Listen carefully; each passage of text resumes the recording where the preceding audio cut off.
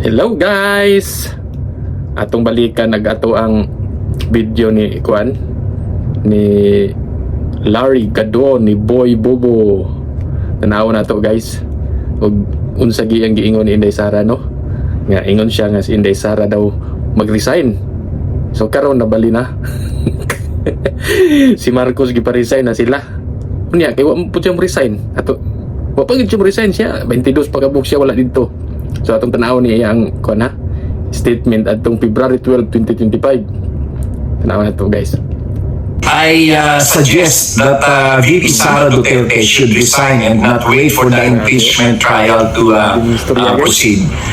Kailangan mag-resign siya para pwede pa siyang tumakbo sa 2028 for presidential elections.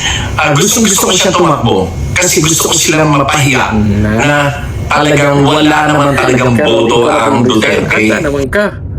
Asa naman ka, agoy. Muna imong kaluha kani muna kaluha mo.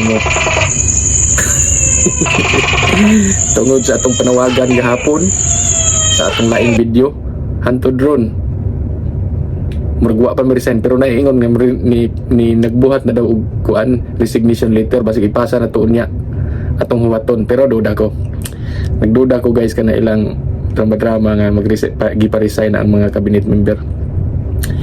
Naaran na sila agenda nga usa or duha or tulo ka tawo nga ilang sekretary nga maulaw sila mingon ba nga resign na diha.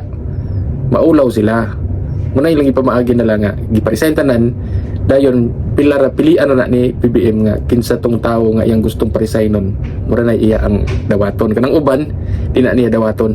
I'm sure kita pa ang mga Bisaya may lukuhon. Sus ingnan na lang nga anak niyo ang rating.